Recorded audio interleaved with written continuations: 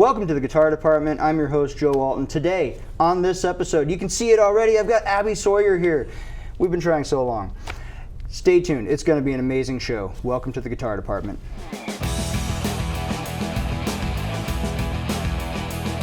And we are back, and I'm sitting here, finally, with the one and only Abbie Sawyer. Abbie, thank you so much for being here. It's such an honor. Thank you so much for having me, Joe. We've been trying for so long. I know. This is the day. The show. Yeah, we finally made it. This is the day. I'm so happy about this. Totally. And we have got so much to talk about. Yeah. Let's just jump right into it. This is the Guitar Department. You have an excellent guitar going on here. Can you tell me about it? Absolutely. So this is a 1938 Martin that I got from a friend in Des Moines who was a collector, and I visited him 3 times, and it was only on the 3rd time that he got this one out. Turns out it was his daily player. And I strummed 1 chord on it, and I nearly started crying. Just loved it so much. And so we took it home, and it has been totally reworked with Mike Markovis doing complete overhaul on it. So the sound is very different from it was when I bought it, but it's way more balanced and very resonant and doesn't lose sound from the back. So anyway, that's what this guitar is. It's almost 100 years old. Wow. Yeah, mahogany. Parlor size. That is absolutely incredible. I want to back up a little bit, though. You mentioned that this was this person's daily player guitar, yes, and that you were just like, and then we walked home with it. And so I feel like there's a story that got sort of yada-yada'd there. Yeah, well, this friend, he said, I just love vintage guitars so much. If I could cook them up and put them in a spoon and like shoot them up, I would. He would just like had so many, and he was a delight of a person, and he could see in me from describing what it was I was looking for, what I was on the hunt for. I think he could just see like, I actually know what she would really want and what she would connect with. And so it was obviously a huge honor that he sold me this guitar, because he is in a lot, he recently passed. So when I say was, he passed recently. And so even more of an honor that I get to carry it on and play it and record on it and all those things. But he was in all these Facebook groups for vintage guitars, and he's like, oh, there's a guy who offered me double for it, but I just want you to have it, and I want you to take good care of it and love it and play it. Don't put it in a case and keep it in the basement. Like, it needs to be played. So that is what I'm doing. I was going to say, I feel like you've honored that guitar quite well, actually. Yeah. That's a great story. So he just sort of gave it to you because you felt like you deserved it. Well, let's be clear, I paid for it. Well, yes, okay. Yeah. I still paid for it, but he gave me a great deal. Sure. And to know that, I mean, since he passed, his guitar collection has been, distributed among other collectors. That we got to have that exchange when he was still here was pretty cool. Yeah, that is good. This community suffered a lot of loss lately, I've noticed. Yeah. But I wanted to talk on a brighter note here. You have a new album out. Yes. Persimmon. Yes, definitely. We were talking off camera. Most people don't know what a persimmon is. What is a persimmon? So a persimmon is my favorite fruit, and it is such a sweet, cute little fruit. It has kind of a square shape, although it's very, very round. There are 4 symmetrical leaves on the top, and when you cut it open, the bright orange of the outside continues all the way through to the center, and it has this wonderful flesh that is kind of like an apricot, but a little bit more firm. And they come around in the grocery stores in like November, December. So when it starts to get cold, when it starts to get dreary, it's this pop of bright orange of like that sacral chakra energy. And so I always take it as this sign of like, okay, winter's coming, which usually isn't my favorite season, but there are gifts along the way. And so that's what it is. Wow, that's a beautiful thought, actually. Yeah. Sort of shining the brightness into the darkness. Yeah. Well, tell me about the album. So the album, I started working on right after the release of my first solo project, which was in 2022. It was called Love is a Flood. Love is a Flood, yes.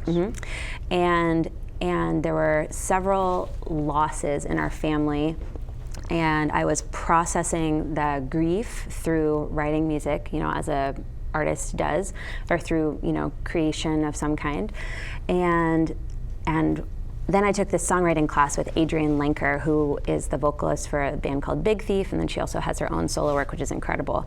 And she taught me how to use open tunings, and that kind of shifted the whole focus of my album, and many of the songs have open tunings, including one of the ones I'm going to play today. Yeah, no, I noticed that your guitar was in an open tuning.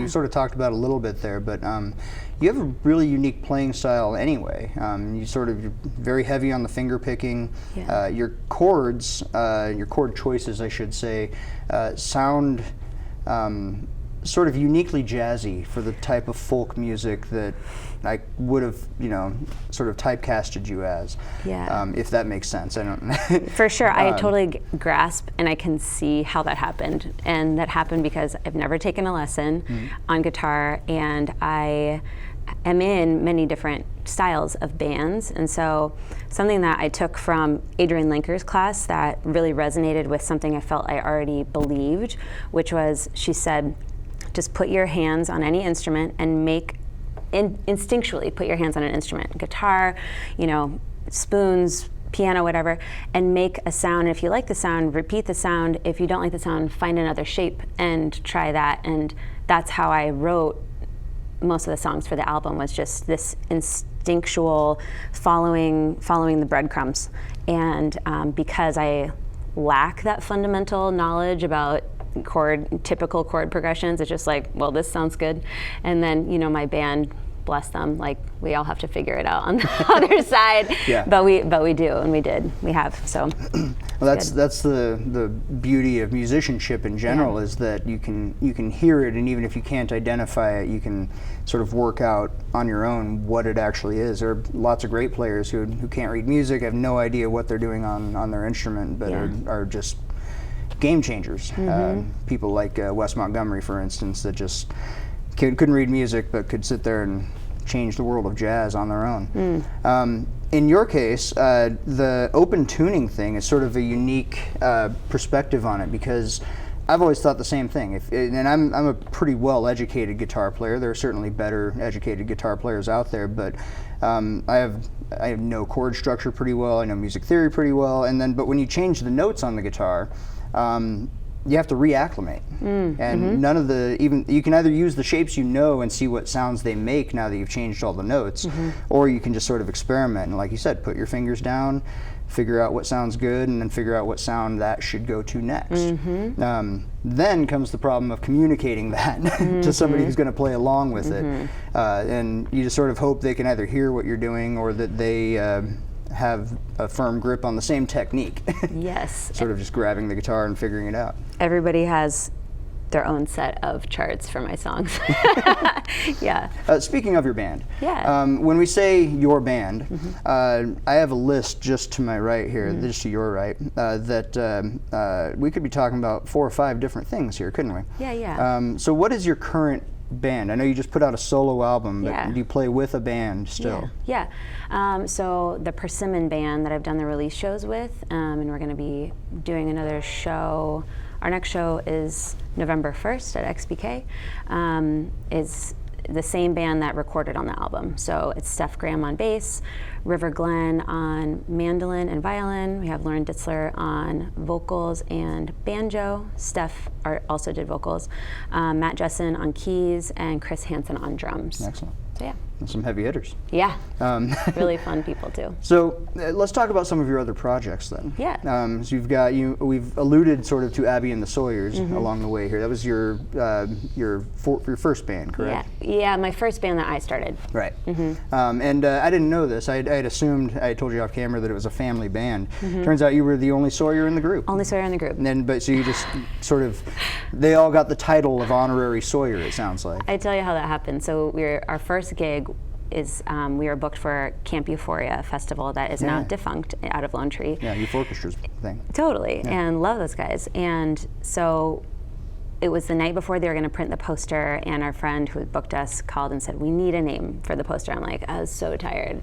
That's when I used to CrossFit, and I was like, it was like 7:30 at night, and I was going to bed, you know. Yeah. And so I'm just like, oh, I don't know, just something people remember, because I had been in a band before that called Bermuda Report, and every time people are like, but what is it? I'm like, Bermuda Triangle Weather Report, Bermuda Report, it's hard to say. So like, some people remember Abbie and the Sawyers, how about that? And then people were like, Abbie and the Sawyers, and they could remember it right away. And I was like, I guess this is gonna be the name of the band. Yeah. Even though I was the only Sawyer. Yeah. So yeah. No, it has a great flow to it. Yeah. I mean, it really does sound like you started a family band, though. I know. It sounds like you're the Osmonds out there. Totally. But so on top of Abbie and the Sawyers, you also have the NOLA Jazz Band. Yeah. I want to make sure we talk about this too, because that is really full of some heavy hitters. There's some So fun. There's some doctorates going on in that group. Absolutely. Tell me about how your involvement with NOLA came about, and what you know of that group forming in the first place. Absolutely. I came into that group when the founder, Jeff Kane, started it, and we were at an after party for a show, and he just said, you know, your husband, he was on a board with my husband at the time, Chris, and he's like, he says that you're in Diplomats, or you have been in Diplomats, and I'm so curious about that. I'm looking for a vocalist. Would you consider being in my New Orleans style jazz band? And at the time I was just like, oh gosh, I'm not sure I want to do another thing. And Chris was like, say yes. You're not going to regret saying yes. And he's absolutely right. I didn't. And so I was the only vocalist in the band for many years, and then I had my first child, and there's really no like maternity leave when you're in a band. Yeah. So we found other vocalists, including like Lauren Vilmain and Molly Brandt and Marissa Crivaro, and so many cool other female musicians who've stepped in and been able to fill in when I can't do it. And so I've been the MC and the vocalist. We've played around Iowa regionally. We've played at festivals. We've done, I can't remember how many albums, 3 or 4. And it's been a wild, amazing, fun ride. And you guys had a live at Studio 3 too, which was a really cool episode. We were the first group to go through there, and so it was really cool to kind of break the seal on it. Cool. Yeah. I didn't know you guys were the first ones to try out that stage. Huh? Yeah. That's awesome. It was cool. What an honor. Yeah, totally. So on top of that, you mentioned Diplomats of Sound. Yeah. You also have the Nightlights. Yes. Which is, dare I say, a local supergroup, right? Love that group. Yeah. Tell me about that. So my Diplomats, the other 2 female leads from Diplomats of Solid Sound, we have been singing together for 20 years. And we have been through a lot of life together, and we had more that we wanted to express creatively than would fit in the genre of neo soul and, you know, the band with Diplomats of Solid Sound. We wanted it to be softer folk music, so we all wrote a handful of songs and recorded them as the Nightlights. Okay. Yeah, with 3-part harmonies and all the stuff. And you guys, that was a year or 2 ago now. We released it in 2023, 2 years ago. Yep. So as I remember seeing a big push on it. Yeah. Is there any talk of you guys getting together again anytime soon? Fingers crossed. We're going to do another album this year. We are waiting to hear back on a grant application. Oh. So, light a candle for us. Times are tough for arts funding, but yes, we have lots of ideas, and really it's such a fun way to spend time with your friends. Yeah. Making more music. Yeah. If your friends are as good at it as you are, you know, it's just a delight. Quite the experience. Yeah, you know? you kind of transcend together. Yeah. Yeah. I am very much in touch with that. I wanted to talk about, so this album, Persimmon, you recorded it entirely at home. I did. Is that your first home recording experience, or at least on that scale? Well, yes. Yes and yes. I did a day of home recording for my friend River's album when I was just doing backup vocals for one single song, and it took me 8 hours to figure it out on my own. And so I was like, never again. Then I partnered up with Gabe Scheid from XBK, and he's amazing. Yeah. And he just said, yep, I played him some of the tracks I've been working on. He's like, this is going to be good. I'm totally down. So he brought all of the gear and would set it up in my house on a studio day. You know, we'd get in as many hours as we could. And before it was time for my kids to come home, and it was a wild experience because I don't have a soundproof home. I live in a 1940 Cape Cod with like aluminum siding. And we were on the main floor. I could see the deer, you know, coming in the side yard. And so I'd have to get all my neighbors on board every time we did a recording day. Say, please don't get out your lawnmowers, don't get out your leaf blowers. And and it would be like neighborhood watch, man. They were just like up and down the street. If there was a car with a diesel engine going, they'd text me like, I hope that didn't interrupt your take. It was so sweet. So they all came to the release show at the Temple Theater. They're awesome. But yeah, it took a year because, with our schedules and my family's schedule, that's just how it worked out. Yeah. But it was also kind of cool because to record, in all of the seasons and look out and you see snow and look out and there are birds, it added something cool to it. Yeah, I read that that was part of the theme of this album, is that it was supposed to be a sort of an experience of each of the seasons and your experiences within those seasons over the course of a year. Absolutely. Was that intentional, or was it just a reflection of the conditions that the album was made in? Well, the album, I call it like a grief album, so it processes a lot of just feelings about loss, grief, love, what it means to be alive, knowing that everything's going to change, and that's okay. And somebody had told me when you lose someone, when they die or you suffer like a big loss, it will take a year of just time and processing and grief to really start to come to terms with that. And so the idea of what does it mean to go through 4 seasons of life as an artist, as a human, as a parent. And so although I love to be highly productive and like, let's get it done and let's just like slam it out, it was like, I benefit and the songs benefit from breathing room, to be able to have a few weeks of just like listening, reflection, put it away, get it back out again. You know what I mean? Yeah. So. And I could see how that would be an advantage, because especially if you're dealing with things that are kind of delicate, that want to be dealt with the right way. Yeah. There's the opposite idea too, where you'll just keep messing with it until you have that due date. Yeah. I've definitely had that experience too, where if it wasn't due tomorrow, I would just keep messing with it until it was due. So it's cool to have that sort of laid back and more sentimental experience with it, to sit back and reflect on your own project. I very much practiced not obsessing about this project, which I've been really good at doing on past projects, and just going, I'm going to do something else for a while, and the next time I pick it up, I'm going to listen with fresh ears, and I'm going to make some notes, but I'm not going to listen to it 15 times in a row, because I don't want to get attached to this version. I'm going to make some changes, and then we're going to move on. You know what I mean?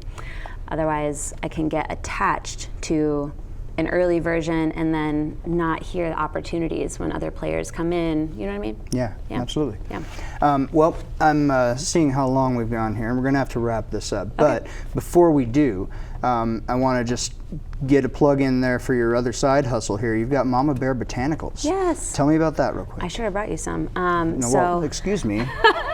I already have a glow. Here, Abbie. Come on. So I was actually at the release of the Nightlights album, which was a double release. We did the Nightlights album, and we did Abbie and the Sawyer's Meadowlark album in the same show at the same time. I wanted a merch item that would be very different, and I wrote a song for the Nightlights album called Mama Bear, and during that whole recording process, I had been making infused face oils with all natural ingredients for my band and for the team, and got their feedback on everything, and then I decided to make a brand out of it, and I now have like several SKUs, I can't remember, 7 or 8, and I ship it to people who I don't know, so it's pretty fun. That is fun. Yeah. And just to give it the ultimate plug, if we both look right into the camera, if you want your skin to look like Abbie Sawyer's and not like mine, where should they go? It's mamabearbotanicals.com, or you can just go to abbiesawyer.com, and it's bear like bear skin. That's hilarious. Abbie Sawyer, thank you so much for being here. Oh, my delight. Would you stick around and play a couple songs for us? Would be delighted. Absolutely. Thank you so much. Thank you. Abbie Sawyer, ladies and gentlemen.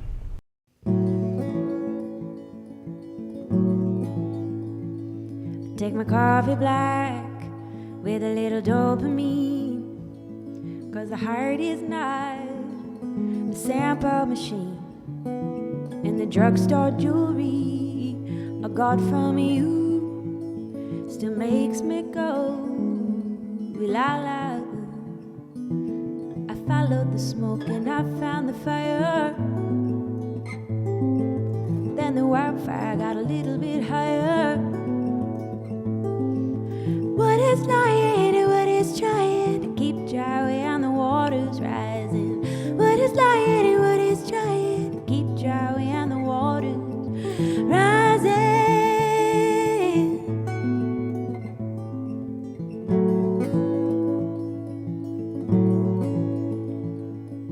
feeling blue. Wanna get a tattoo, like I'll live forever, like I'm dying soon. And I'm getting good at tunnel vision. If this is a drug, I want a prescription. I followed the smoke and I found the fire. Then the wildfire got a little bit higher. But it's lying and what it's trying to keep dry when the water's rising. But it's lying and what it's trying to keep dry when the water's rising.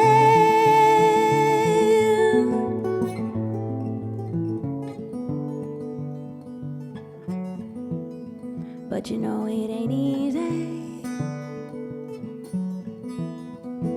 loving you, loving you, loving you, loving you.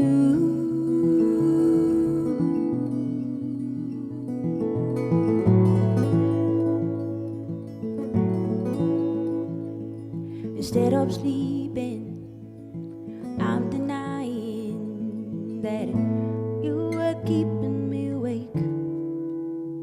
And now you're not polite, favor turned to spite, and the tremolo's back in my mind. I followed the smoke and I found the fire. Then the wildfire got a little bit higher. I followed the smoke and I found the fire. And then the wildfire got a little bit higher. And what is lying and what is trying to keep dry when the water's rising.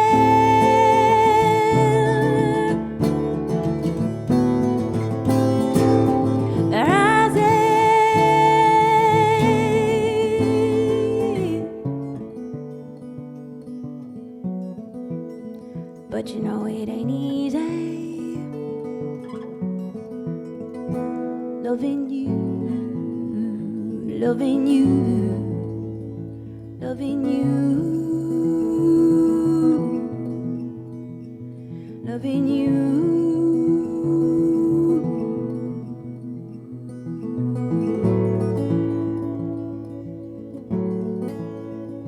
So I take my coffee black with a little dopamine.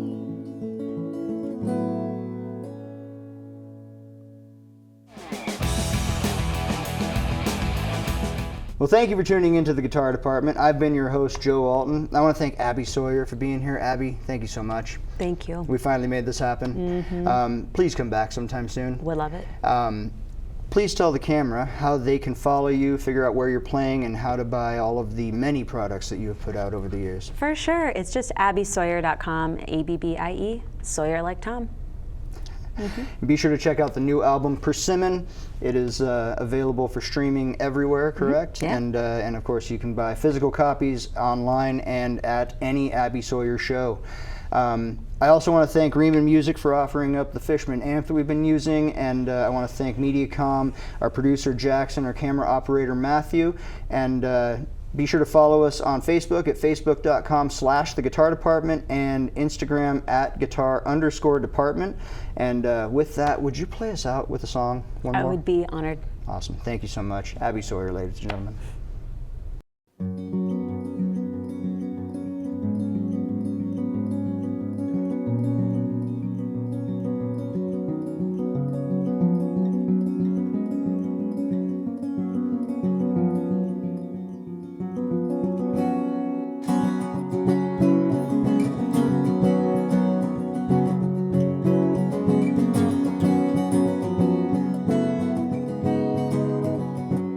Clear-eyed, heartbroken and knowing, hurting, hoping, and unknowing. And seasons filled with reason, she's walking round the yard, smoking, talking, turning.